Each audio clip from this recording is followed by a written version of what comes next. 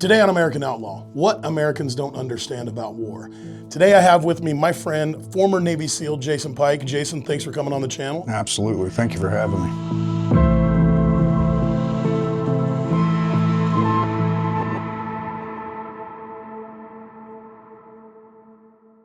The first one that Jason and I were talking about is that most Americans aren't made nor prepared to see war. Give me your take on that, Jason. What does that mean? So me personally, I live by two concepts on this. And the first concept is understanding that every human is programmed a specific way from the time they're born until, their current date. And we're programmed through ways such as the way the world operates and how our family raises us and stuff like that. And the second concept is understanding that I believe everyone is made in the image of God, and God has bestowed on each of us specific characteristics. We may share some of the same characteristics. You're going to have some that I may not have. Bible says God is a God of peace. He's also a God of war. And so I do believe that some of us have the mental capacity to kill in combat, kill in self-defense. And we also know that many people do not have the ability to pull the trigger, and they simply cannot wrap their mind around the idea of taking life to the point that they would rather be killed than take a life. And to be clear, that doesn't make them any less of a person. Absolutely not. And that's the issue we see, right? Many people with my background or who have been to combat, we belittle people who think like that. And as I said, I cannot belittle something that I feel that God has given them. It's just not right. So I try to nurture them as the person that they are, and hopefully they can do the same thing in return. We don't have to agree on this. We can agree to disagree. We don't have to be friends, but we still need to care for one another and just go our separate ways. Heraclitus had a saying, out of every 100 men that went to war, 10 didn't belong there. They were cowards. 80 were there for nothing more than targets. 9 were warriors, true warriors. And there was one that would always be the most special because he would bring the rest home. And so I think that applies to every day in life, is that there's only about 10% of the population that is an actual warrior and made for combat. And then, you have all your support staff, and then you just have regular Americans, regular people all across the world that are, they have to keep the world moving. They have to keep the roads moving. They have to educate. They have to police. They have to do a lot of other things. So I too don't believe that you're any less of a man or a woman or a person or God-fearing, whatever it is that you choose for religion. That's up to you. That's why we're in this country. And so it doesn't make you any less. It just makes you talented in a different area. But I do really believe that most Americans weren't made to see war. I think another thing to take in consideration is we're dealing with a time period that SEALs and military law enforcement are really being publicized. So the new trend is I want to be a SEAL. I want to go in the military. I want people to respect me and look up to me like that. But I can tell you, the burdens that people who go to war carry are extreme. So it's not something to look up to be honest with you, because it screws us up for the rest of our life. It affects our relationships with our wives, our kids, the people we hang out with. It affects us in a major way. So it's not something glorious. What year did you join the Navy, and what year did you retire? So I didn't retire. I went in 2000 and I got out 2006, right when they started changing the rules of engagement. I more than likely would have did at least 10, but the rules of engagement were so drastic that the SEAL teams lost 30% of the SEALs. They tried to actually do a stop loss because so many were going to contract, and we got paid $1,800 a day and not have to deal with the political BS overseas. So it wasn't a choice that I really wanted to make, but at the same time, I did not want to abide by the new ROEs that were coming out because they were extremely dangerous and extremely political. How long after, or when did you see your first, I'm going to combat? What year was that? 2001. 2001, okay. I was in third phase in BUD/S. We were in Northern California working out up in the hills, and one of the instructors came out and he said, "Gentlemen, we're going to war." And we just all started, hooting and hollering what we do. And they allowed us to go in there and just watch everything, happen as far as the second plane hitting the tower and people falling and stuff. And that really opened my mind to what it truly meant to be in the military and serve the country. You were stationed, your first deployment was Iraq? Yeah. Iraq, where'd you go in Iraq? So we were up in Mosul. Right when, like you said, it was a cowboy days, it was hot and heavy. We were pretty much operating night and day. We hit the ground running. We were just very fortunate, if you will, that we got the work that we did. And there were a lot of people who were literally on their last deployment, had never seen combat, and this was it. This was their, moment of glory. And people like me just got lucky. Okay, the viewers are going to say, what is the cowboy days? I don't think this just applies to the global war on terror. I think it applies to every single conflict when it first starts. 100%. So basically, what we classify as a cowboy days is when a conflict happens, we go in there hot and heavy. Things are not really structured. I mean, we go in there, we create absolute chaos. And there are rules of engagement. But at the end of the day, the rules of engagement, for the most part, are not really observed, if you will, so we can get away with a lot. And over amount of time, when the government feels that we have the control or level of control that they want, then they start implementing more rules of engagement. So we were able to do some drastic things that would put people in prison today. Not even a question, like for life. You show up into Mosul, Iraq, and just the questions that I kind of are on my mind is like, what was your living conditions? Where'd you go into, and what were you staying in? What was living conditions on the base? So we were pretty fortunate. Our living conditions were each man had his own little, hut, like a little refrigerator, if you will, walk in. Our showering, we could shower pretty much daily. We got to walk to the chow hall. We had it made. It was a really nice setup. Like I said, not everybody gets those luxuries, but like I said, it was just the luck of the draw. Were you able to eat like 3 meals a day? Is it just normal life, like if you were in San Diego on the base? Yeah, pretty much. So basically we would get up, we would go eat, we would come back. If you wanted to shower, do whatever, we would all go work out. We would make sure all our gear was prepped. If we knew we had an op, we, attended our meetings as far as, mission prep or mission planning and stuff like that. And as long as we met the deadline of leaving the base when we needed to and everything was in line, they didn't care what we did. When you first got to war, your first time and you're on your fob, was like the ride over and getting there and getting out, did you have the nerves, like just nervous to go? You have never done it before. For me personally, the hardest thing I had to overcome was leaving my wife and kid. And I think at any point in anyone's life, if you're on your way to war or on your way to an unknown, it's very scary. Your anxiety is up, your stress levels are up. And realistically, for me personally, that maintained or continued throughout the entire deployment. Anytime you had time down and your mind was starting to wander, the anxiety kicked in. But the moment we started mission planning and actually getting in the vehicles to go do the hit, game on, you got excited, you're amped up, you're smiling, you're ready to kick in some doors. So it's, I think it's just natural. So how long did it take after you were there and the initial anxiety, like first day, initial anxiety wears off? When is it, now this is my new normal? How long did that take? Usually about 2 or 3 ops, regardless of how good you are in training, and I'll just say brainwashed, if you will, it does not carry over psychologically to real world combat, because now I know that there's a chance that I could lose my life and not go home. So after about 2 or 3 ops, you kind of get used to everything and the norm sets in. After you landed in country, how long until you were spun up and having to go out and do a op?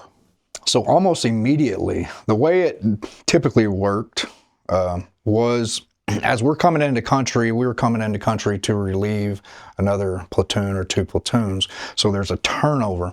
And they usually have some missions already lined up that we're just going to take over. So they just tell us what it is, hand us the intel, we verify everything, and then we go do the hit. So within a couple days, we're taking on some ops.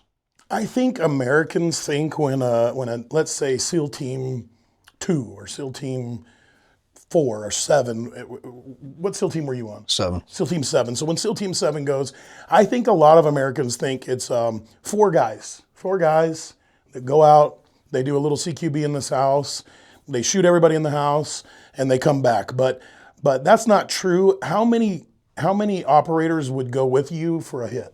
So obviously it's been restructured now. It's a little bit different, but back in those days, usually had 2 platoons that were in theater. For us, we had 4 or 5 Polish Grom attached to us as well. And normally what you would do is you would rotate ops. So let's say my platoon of 16 got this op. So what we would do is we would take 4 or 5, 6 guys from the other platoon, and then we'd stack the Polish Grom in the train as well. So you're looking at 20 to 24 to 26 people on every single op. If the op was larger and we had to worry about more direct QRS from the enemy, stuff like that, we would take more. But typically about 24 to 26 guys. Tell me about your first gunfight. Your entire team, SEAL Team 7 is on target. Tell me about that first gunfight. So that's a pretty bittersweet topic there. As I said, we were rotating ops, and it was our platoon's mission, and we knew 100% based on the intel and the gunfights this individuals were in that we were going to get into a gunfight. And at the last minute, for whatever reason, our OIC gave the mission to the Polish Grom, so which means they're going to be the primary entry guys, and then the rest of our people will be in the stack, and then anybody left will be the drivers and outside security. So we're already disgruntled because they didn't give us a reason why. And what was interesting was throughout our training, if we had a 2-story structure, we would flood the entire house. But for whatever reason, the top floor and bottom floor could not properly communicate when the floors were secured. So our head shed deemed that it was more important for time on target due to QRF than flooding both floors. So the new SOP was we're going to hold the staircase, we're going to flood the bottom floor. Once that's done, then we're going to hit the top case or top floor. So we hear gunfire, we get more irritated as time go by because we knew they got a kill, and we knew it was a Polish Grom because of the timing. At the end of the day, we go back and we do a debrief, and what ended up happening as they go up the staircase to flood the second floor, like our initial SOP, the guy they killed had a couple grenades in his hand with an AK, and he was actually coming over to the staircase to drop them. So it was a blessing that we did not get that op because we would have lost a couple guys. But what was interesting is obviously we, at that moment, said, you know what, time on target is not that big of a deal. You know, it's not going to supersede the idea of us flooding both floors at the same time because of how that individual, responded to us pretty much crashing his house. So it was, it took me a long time to get over that because as sick as it is, one of the reasons why we go to war is to get that kill, whether people believe it or, understand it or not.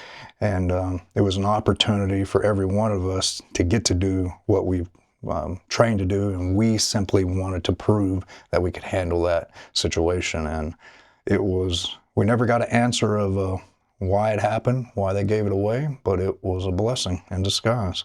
I want to be really clear, at least on my opinion, is that if you are in an area actively a part of something and somebody is shooting at you or your people, whether or not you shoot back, you're in a gunfight. Would you agree? Absolutely. You're in a gunfight. So here's the next question that I have for you. The way that TV portrays it is that from the 24 hours a day, so from time you enter country until the time you leave, you are nonstop gunfighting. It's just nonstop. We're in gunfights. We go to the bathroom and we're in a gunfight. We eat dinner and we're in a gunfight. Is that real? What is reality? So the reality is, no matter where you are in a country like that, there's potential danger. We were being rocketed constantly. We had terrorists that were actually allowed into our chow hall. They got hired, you know. What a lot of people think is because we classify them as a terrorist and they want to kill us, that they have this rap sheet or the red flag, and that's not true. You know, they're very dedicated human beings, so they'll stay out of trouble. They won't do anything. And what was interesting is one of the ops that we did, we recovered not only the IDs, but the people that worked at our galley. Is that interesting enough? So they were gathering intel, and they were actually going to try to do an IED or vehicle IED on the base. But at the end of the day, we did quite a few ops. Typically, if you do one op a night, you're going to get about, 180 missions in 6 months. Sometimes we were doing two, one of the day, one of the night. But as we discussed before, you're not always pulling the trigger. The chances of you pulling the trigger are, again, it's just a luck of the draw.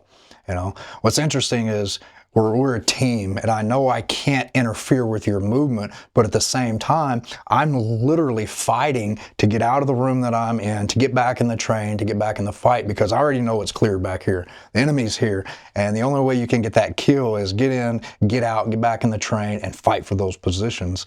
So you're not always in a gunfight. It's not like it's portrayed.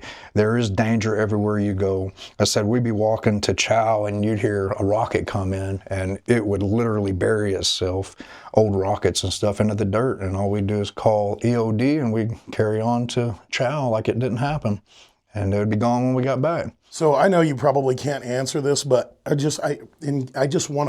want to give like a grasp of, for the viewer, 180 to potentially 300 missions on one deployment.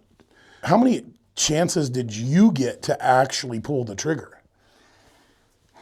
And I don't just mean you, it could be just anybody. I mean, what are the odds out of, let's say, 200 times that you're going to go in there and are you going to get 200 kills? Are you going to get? Man, probably less than 0.5%.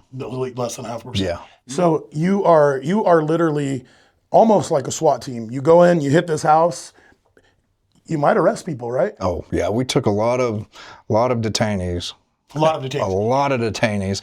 And I'll be honest with you, I would much rather have taken more detainees than gotten kills, simply based on the fact that it gives us an opportunity to learn interrogation tactics, be a part of that, and I enjoyed that a lot. I mean, a lot, because like I said, back in those days, they didn't really care what we did, and we were pretty creative on how we got intel. We were able to get intel out of people that the Army guys couldn't, simply based on, you know, the rules of engagement. You know, we wouldn't let them in on our interrogation camp or what we were doing, or basically how it worked was we would go to the Army, we'd say, give us this guy. We had 72 hours to extract the information. And if you've ever been interrogated, 72 hours is a long, long time. And so I really enjoyed the interrogation aspect more than anything. And yeah, you take a lot more detainees than anything. And the reality is, that's our goal. If we go in and we whack everybody, eventually you're going to run out of intel. We've been out of war now for a decade, right? I think we've been out for a decade. And there are a lot of new ideas that are coming out that weren't, they're ideas that haven't been proven in combat. Right. And so now we have this idea that it has to be this perfect A-zone shot every time. Your footwork has to be perfect. Everything, your movement has to be perfect, and your shot has to be perfect. And in self-defense, even in America or in a combat zone, is killing the person what your goal is, or is stopping them from fighting you? The overall goal, in my professional opinion, as I said, is if I kill them, I can't use them for intel. I just want to incapacitate, you know, if I have to, shut this person down, but my overall goal is to take them with me and gather intel. So again, a lot of people, what I've learned through my experience is if you have this perfect headshot, perfect A-zone shot, you're the person that's going to die first. A tenth of a second could potentially determine your life if you live or die. So it's about putting rounds on target and capitalizing on it.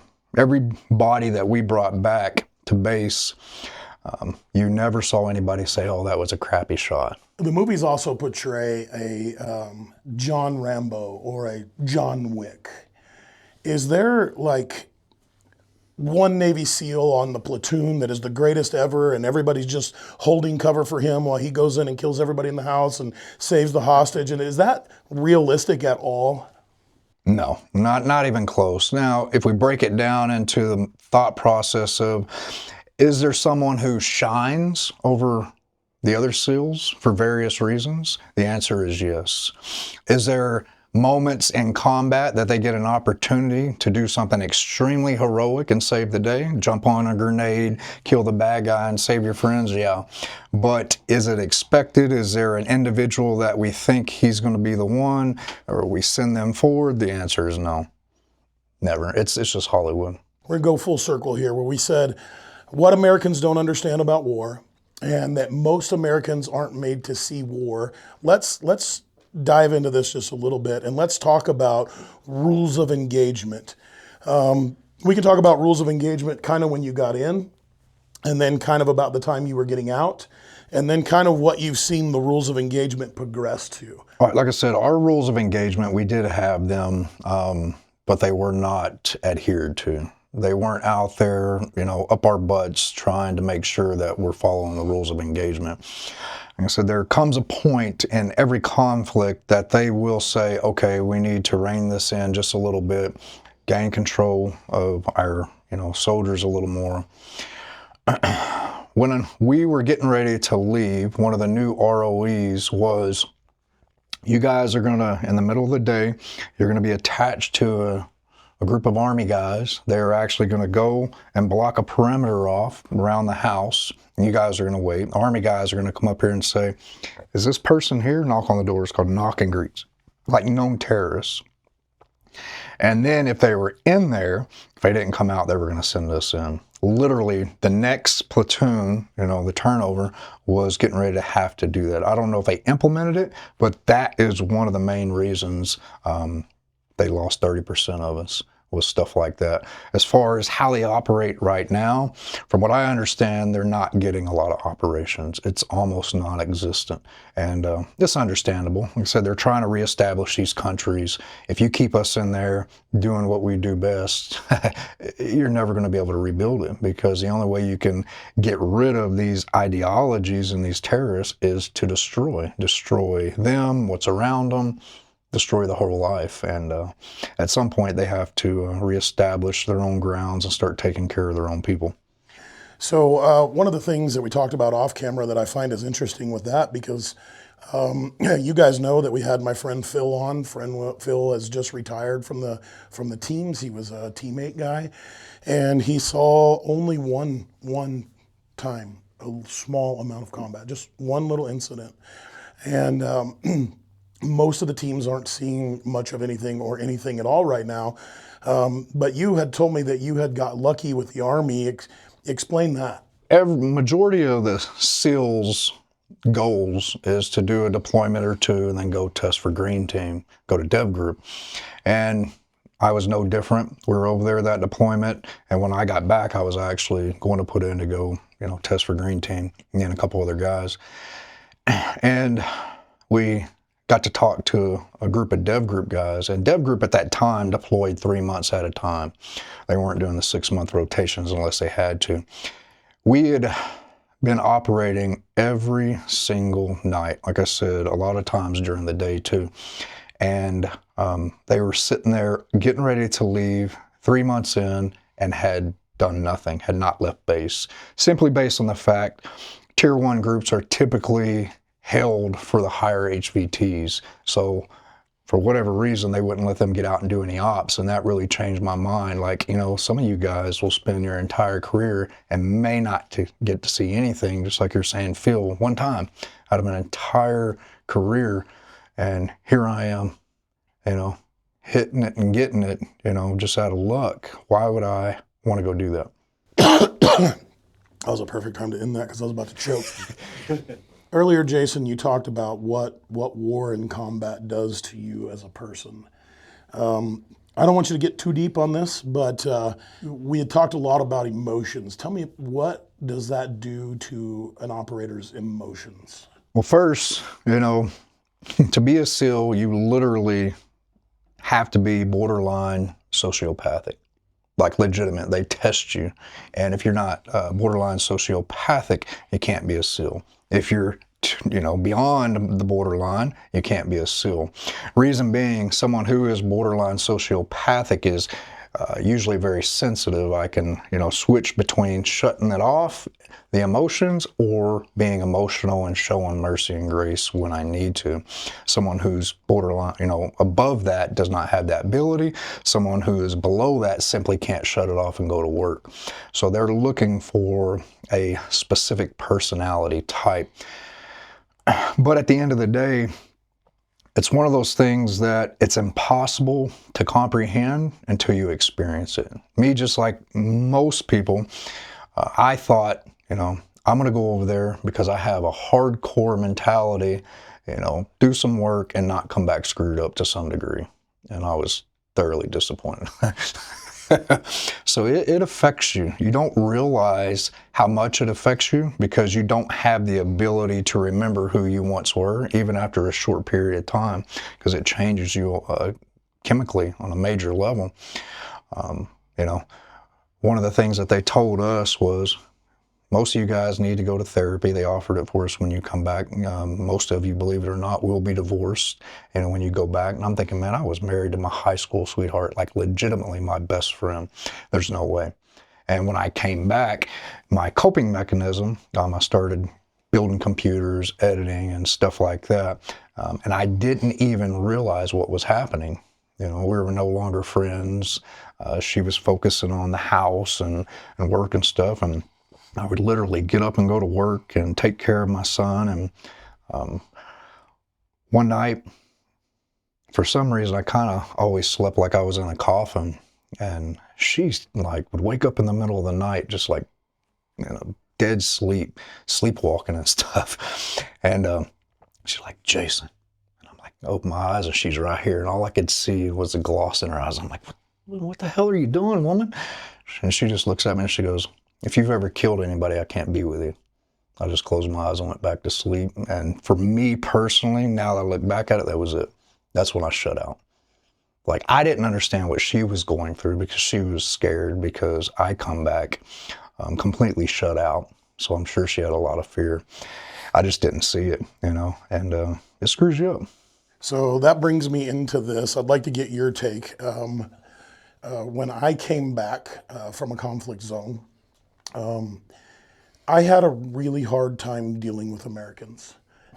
And the way that I would articulate that is that Americans are so safe and bored that their entertainment is to create drama and problems that never needed to be there. Tell me how it was for you coming back. So before I went, I was like most people. I like to party, you know, go out and hang out and just goof off and just talk about silly stuff. It was a norm. And when I got back, like I said, I didn't understand my mentality or anything. But when I put myself around even the people that I grew up with, I would become very angry because everything that I once was seemed petty. I'm thinking, you know, we're over here dying and you guys are sitting here talking about some of the most ridiculous, ignorant stuff. You're sitting here drinking your lives away. You have no value for your wife. You're cheating on everybody or your family and stuff. It's like I had so much disgust for humanity. It took some time for me to get to a point to where I could grasp the idea like, Jason, you were once like this. They do not comprehend what you're going through or what you experience without having to do it themselves. So once I wrapped my brain around that, I was able to show a lot of, we'll say grace, if you will. But yeah, when you come back, you realize how petty and immature and we are as Americans. I hate to say it. We're a great nation. I love people, but we are a very petty country. And unfortunately, if you know anything about the way the world's going, we've been the laughing stock of the world for some time. So I think that plays really well into what Americans don't understand about war, and that most Americans aren't made to see war. It's like when you come back from this conflict zone and you look at Americans and you're like, man, you guys are too safe, you're too bored, and you create these problems. But they don't know any different. It's just normal life. Yep. Like I had a hard time coping with my kids about volleyball. And I'm like, this is a big deal to them. It's not any less important to them, but it's less important to me. So I had to learn to cope with it. But then what happens is social media comes out. Al Jazeera comes out. The news starts getting in there. Rules of engagement changed. I remember if you go back and you look at, and I'm just literally going to give you the best quote I can from him, but there was a guy named Mookie. He was a Blackwater guy. You can look it up on the internet where he says, you sign these papers for rules of engagement because when they first got there, if somebody, a terrorist or a combatant started shooting at them, that they would stop what they were doing and go take care of that threat. And then because the emotions of American people and we should do what's right and fair, because we think what's right and fair for America is what's right and fair for everybody. Right. But they're two totally different cultures, and it's a war. And war is hell, and war sucks. But now you've got it to where you can have somebody come, take a gun, we could be together, they could kill Jason in front of me, and when they put their gun down, I can no longer shoot at them. That is Americans who think they understand creating rules that should not be created. That man is still a murderer. That man should still be at least apprehended and taken to a facility that we're confining him in. 100%. The way I like to explain that is, if you and I were in a conflict face to face and we set all these boundaries, no biting, no eye gouging, no punching in the privates, no choking, things like that. Well, we're probably going to be either standing up or on the ground for quite some time. And at the end of the day, it's one thing if you and I agree to terms, and if somebody taps, we shake hands and, carry on. But in war, it's life or death. So I do not believe in rules of engagement. I do believe in showing mercy when mercy is needed. If I capture someone, I'm not going to just brutally kill them, murder them at that moment. But at the same time, in a situation like that, you're dead. You're dead.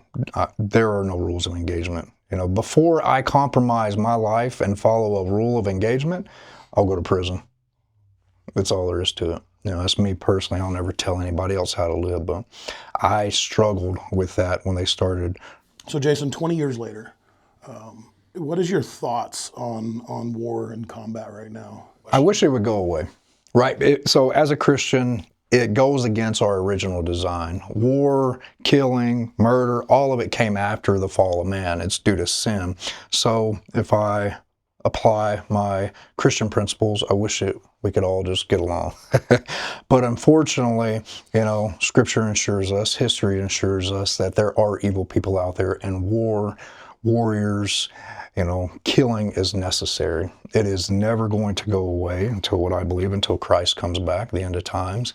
And we have to prepare for him, and because I truly believe that, I have no issue with it. I actually personally believe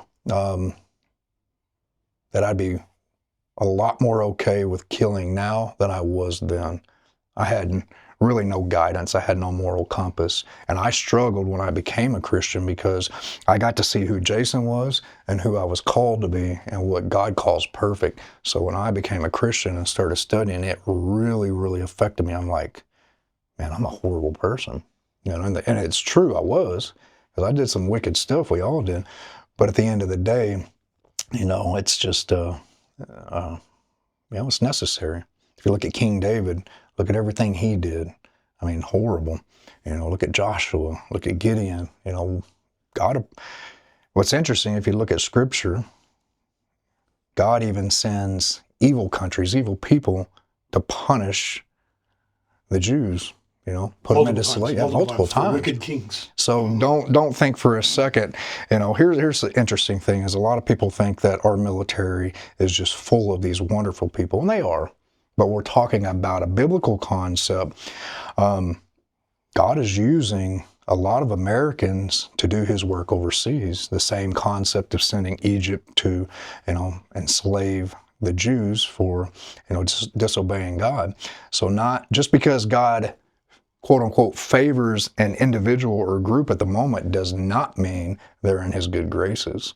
So it's a deep topic, man. It is a deep topic, and I've always had a feeling that America won't always be here. We won't always be in the graces of God. I don't even know if we're in the grace of God now. I know we have been. I know we were started on that. That's a whole different topic, which we'll just digress right there. But that is a deep, deep topic, and you guys should really put some time and think about that. So that leads me to this question then, and I was just with a group of young men that I really enjoy being around. I love them. They're good men. You would like them. They're great, right? They're in their early 20s and they're coming up and they're trying to be something.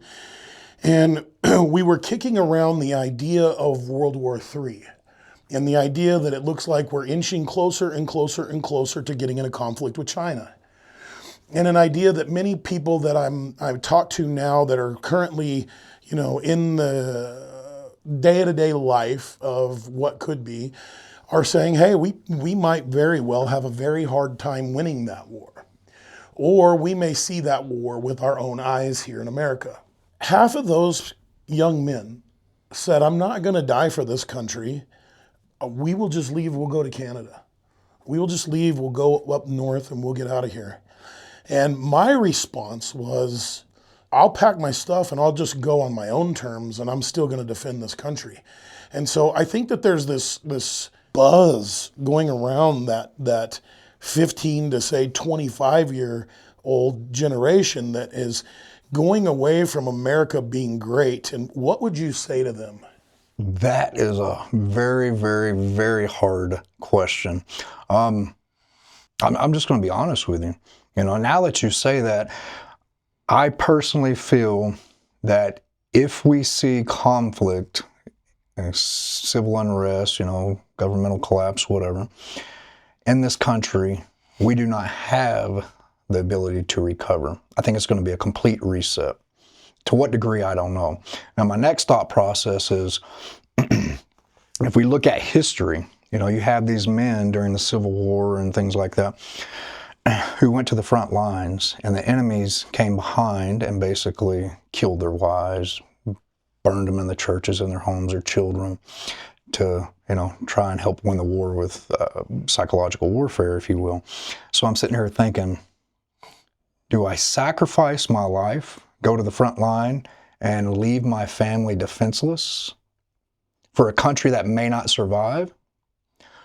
Or do I think, as you said, biblically, as a Christian, I don't believe America will stand. The Bible is not based around America. It's based around Israel. So do I do what they do? Do I get my family out of here to another country who is, that's still intact, and make the decision to try to live a life there? Or do I come back and fight to protect people who need it? So that's my thought process on it. I would never tell somebody that they have to fight or they should, or that they're wrong, simply based on the fact that to some degree I do believe that people who don't want to fight have that characteristic from God. It doesn't mean they can't pick up a gun and fight and kill and become that individual. We've seen that throughout history. That's a hard one, man. I would probably get my family out of here and come back. That's what I would do. You know, I want them safe. I want them in a better country. You know, at that point, we don't have the best country in the world. I mean, think about it. Academically, we're not the best country anymore. Right? We don't have the most freedoms in the world. You go to Switzerland, or where is it, where you can buy SBRs and suppressors just right out of the store, you know, stuff like that. There's a lot of countries out there that provide a lot of the things that we have, and I'll be honest with you, that are much more beautiful. So I think personally that a lot of people have idolized this country even above God, even above their family. Like, look at Chris Kyle, you know, God, country, family. In all honesty, screw this country over my family. I'm not going to put this country before my family.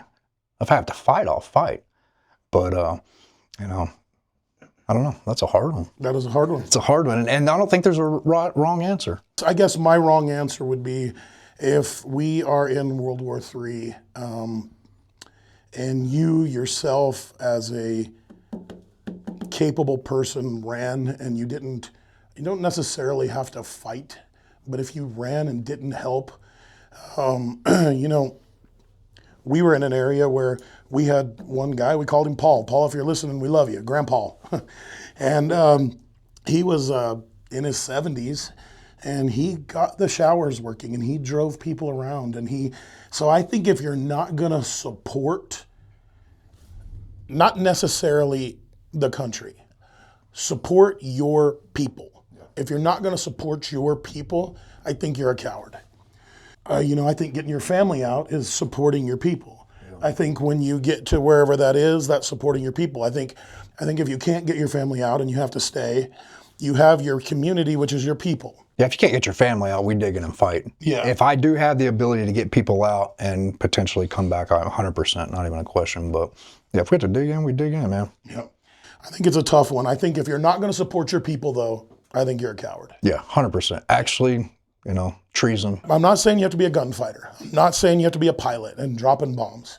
But there is something you can do. I remember we had the spot where every wife of the people that were on the battlefield were cooking every day for everybody. They made 500 meals a day.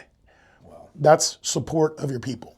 That's a hard concept, because even, you know, as Christians, we're called to be part of the church. We're called to be the church. We're called to congregate. We're called to come together and support one another. And that's just not realistic. It doesn't happen. Yep. We go to church, we shake somebody's hand that we don't know, and then after the sermon, we go home and take care of our families.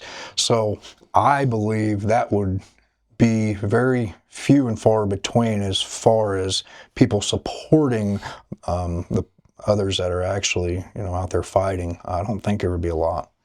It's just, there's too much fear out there, you know, the unknowns. It's like, the reality is we're dead. You're dying right now. It's just a matter of time. You know, we're decaying. You think about it, what is our body doing? Once we hit our peak in life, you're decaying. So it's just a matter of when. So there's no reason to fear death. It's just how we're going to die.